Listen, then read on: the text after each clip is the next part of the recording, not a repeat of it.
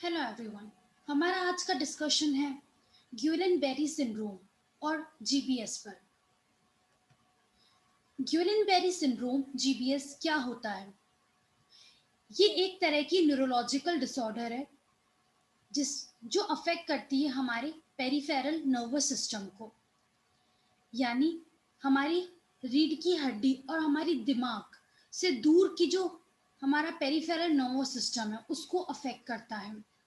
अब इस बीमारी में होता क्या है, हमारे हेल्दी सेल्स वो डिस्ट्रॉय होना शुरू हो जाते हैं जब हमारी बॉडी में हमारी इम्यून सिस्टम अच्छी नहीं होती, हमारी जो गतिरोधक क्षमता है वो अच्छा नहीं होता, जिस वजह से हमारी बॉडी में फॉरेन सब्सटेंस अटैक करने लग जाते हैं और हमारे हेल्दी सेल्स को डिस्ट्रॉय करने लगते हैं। जब फॉरेन सब्सटेंस हमारे नसों में जो माइलिन शीट पाया जाता है उसको डिस्ट्रॉय करते हैं, उसको अफेक्ट करते हैं, तब पेशेंट को वीकनेस आनी शुरू हो जाती है, धीरे धीरे पैरालिसिस होने लगता है, चलने उठने बैठने में दिक्कत होती है पेशेंट को, और सांस लेने में भी दिक्कत आनी शुरू हो जाती है।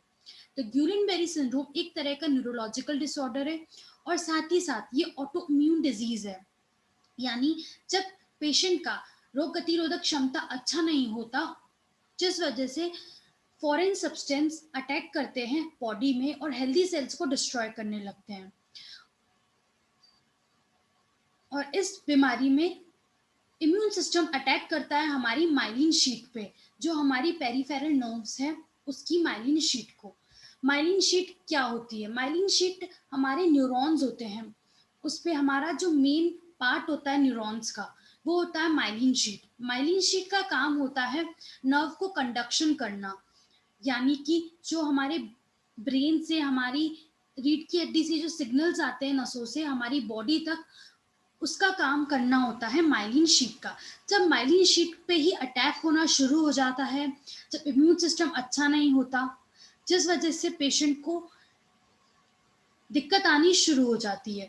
अब इस बीमारी में एक्सॉन्स भी अफेक्ट करते हैं, यानी हमारी नसों में जो एंडिंग्स होते हैं वो एक्सॉन्स होते हैं, कभी कभी ये भी अटैक होना शुरू हो जाते हैं। अब माइलिन जब डैमेज होती है तब जो सेंसेशंस कैरी होने होते हैं हमारी स्पाइनल कॉर्ड से हमारी ब्रेन से वो नहीं हो पाते, और जिस वजह से पेशेंट को सेंसेशंस की दिक्कत आनी शुरू हो जाती है। पेशेंट को छूने का, ठंडा गर्म का कुछ महसूस नहीं होता, पेशेंट को सूनापन लगता है, उसके साथ साथ पेशेंट का हाथों में उंगलियों में झंझनाहट शुरू हो जाती है और मांसपेशियों की कमजोरी होनी शुरू हो जाती है। ग्यूलिन पेरी सिंड्रोम किसी को भी अफेक्ट कर सकता है किसी भी उम्र में। उसके साथ ही साथ ये मेल और फीमेल्स दोनों को अफेक्ट करता है। ये बहुत रेयर बीमारी है और ये बहुत बहुत कम लोगों में देखी जाती है, पर ये एक तरह की बहुत ज़्यादा मेडिकल इमरजेंसी वाली कंडीशन है जिसमें प्रॉपर ट्रीटमेंट लेना बहुत ज़रूरी है। इसका क्योर तो नहीं है, पर हाँ आप दवाइयों से, एक्सरसाइजेस से, अपने लाइफस्टाइल चेंजेस से इस बीमारी को ठीक कर सकते हैं। जैसे आप डायग्राम में देख सकते हैं, ये हमारी न्यूरॉन है, इसका जो बीच का हिस्सा है, मेन जो हिस्सा है जो नर्व कंडक्शन करता है, जो सिग्नल्स देता है हमारी बॉडी में, हमारे ब्रेन से, हमारी रीढ़ की हड्डी से, वो होता है माइलिन शीट। जब इम्यून सिस्टम वीक होने की वजह से हेल्दी सेल्स यानी माइलिन शीट जो है वो अटैक होने लगती है, उसका डिस्ट्रक्शन, डैमेज होना शुरू हो जाता है, जिस वजह से ब्रेन से, रीढ़ की हड्डी से हमारा सिग्नल्स नहीं पहुंच पाते, हमारे हाथों में, हमारे पैरों में सिग्नल्स नहीं पहुंच पाते और पेशेंट को दिक्कत आनी शुरू हो जाती है। ग्यूलिन बेरी सिंड्रोम 3 प्रकार की होती है। पहली, अक्यूट इन्फ्लामेटरी डीमाइलिनेटिंग पॉलीरेडिकुलर न्यूरोपैथी यानी एआईडीपी। ये बीमारी बहुत कॉमन देखने को मिलती है। इसमें मांसपेशियों की कमजोरी होनी शुरू हो जाती है। इस बीमारी में सिमेट्रिकल